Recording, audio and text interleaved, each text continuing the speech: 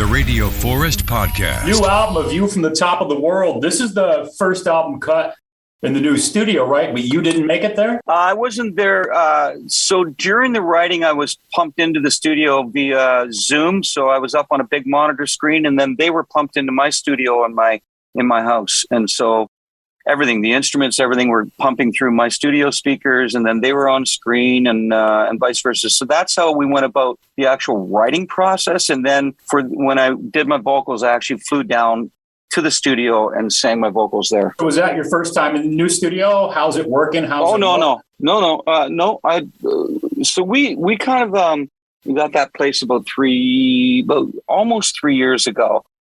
And so, all the renovations and that. Actually, when we were getting ready to go out for the Distance Over Time World Tour, we actually rehearsed there. That's where we did all our rehearsing. And at that point, it was still all being put together, all the renovations. Because now, we have the big warehouse at the back that holds all of our equipment. And then at the front is, the state-of-the-art studio. And then we have a big living room, a boardroom, a kitchen, a maintenance room, and then the actual rehearsal room where we can all be in there. And it's also the writing room, too, where we can all be there when we're writing anything or rehearsing for a tour or a show.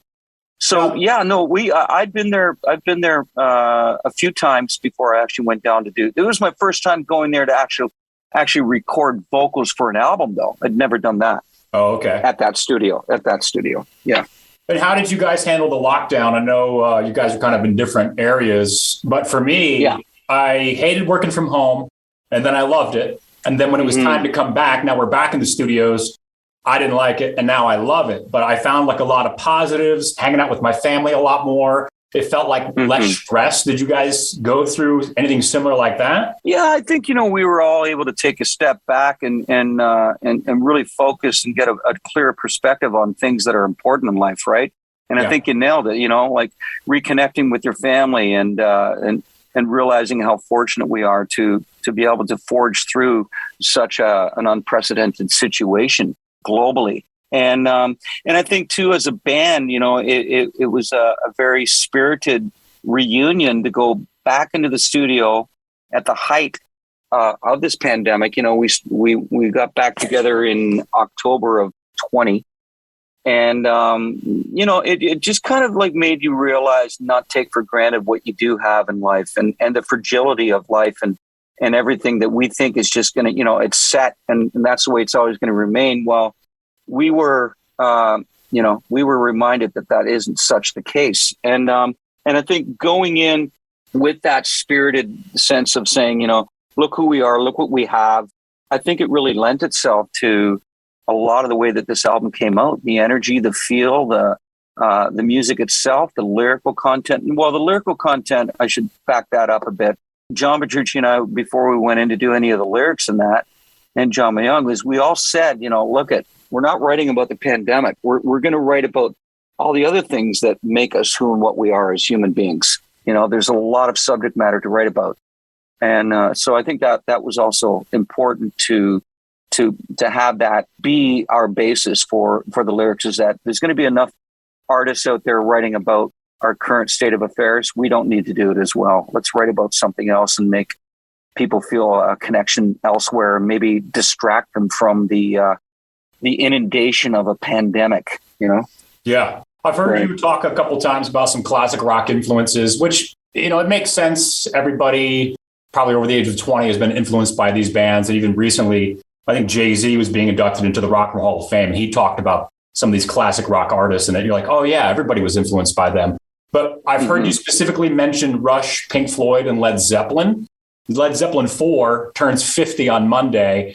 And of course, we had the passing of Neil Peart from Rush. I don't know if you had a stronger connection, if you saw him maybe more in Canada or of Rush. Oh my God, man. Absolutely. Rush was just something I still remember. Put it this way. I remember us, like friends of mine, and we would be cranking Farewell to Kings or 2112 before going to high school. Yeah. So we get together at my buddy's place. His parents had gone to work.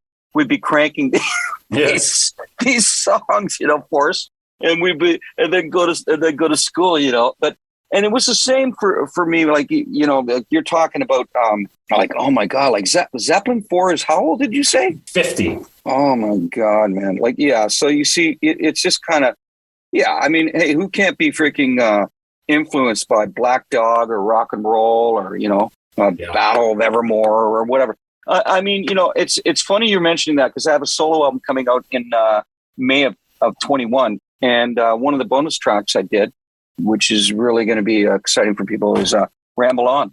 Oh, no way. Yeah, I knew you had a solo. Yeah. I didn't know you covered Zeppelin. Yeah. Well, we did one song and we covered that and it came out fantastic. And, you know, I mean, you know, let's face it. They were the metal gods of the 70s. And, you know, just each and everybody in that band was integral to who and what they were. Sure. You know, it's just unbelievable.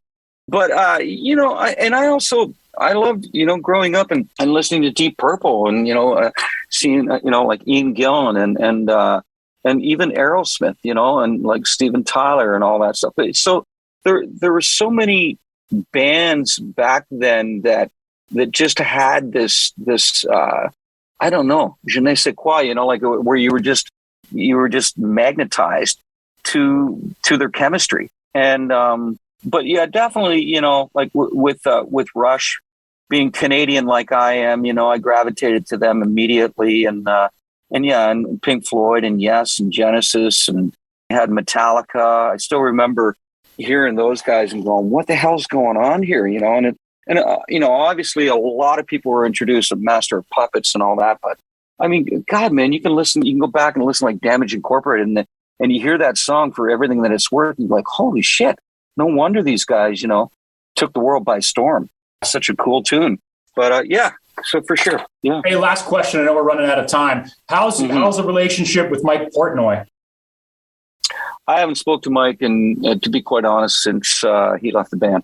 So I think that pretty much says it all. I think that sums it. Up. James LaBrie, A View from the Top of the World. It's the brand new Dream Theater album. It's their 15th studio album. They've got a 20-minute song. I'd love to see if you guys can break into that live. Congratulations, man, on the new album. And when's your solo release coming? In May of 22. Yep. James LaBrie, thanks for the time today, man. Thanks, Forrest. Appreciate it, man.